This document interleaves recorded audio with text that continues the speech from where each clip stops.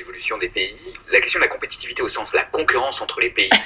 Et donc, le pays qui est un peu meilleur que les autres va gagner des parts de marché et va attirer la couverture à lui. Et donc, c'est pour ça il faut vraiment viser cette compétitivité nationale comme étant un instrument de performance et de développement. En fait, il y a un concept qui est exagéré.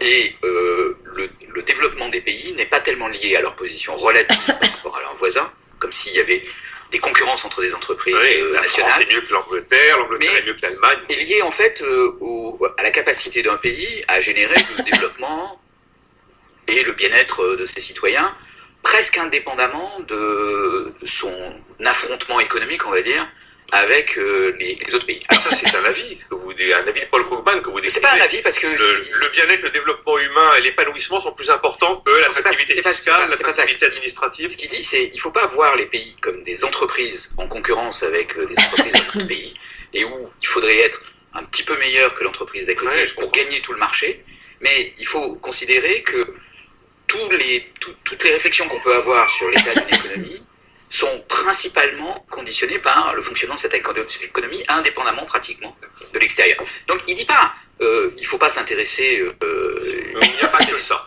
Voilà, il dit pas il faut pas s'intéresser à cette concurrence internationale, il faut dire il faut pas la surjouer. Alors je vais y venir parce que ça a une conséquence importante. Il dit pas non plus il faut pas se comparer aux autres pays, parce que justement il faut pouvoir évaluer son pays par rapport aux autres pour se dire je sais pas, moi, dans ce pays-là, ils ont résolu un certain nombre de problèmes, ils ont moins de chômage, ils ont plus de richesses, ils ont etc. Comment ils font? Donc, et là, pour le coup, la comparaison peut servir. On peut se dire, peut-être c'est les infrastructures qui font la différence, peut-être c'est le fonctionnement du marché du travail qui fait la différence.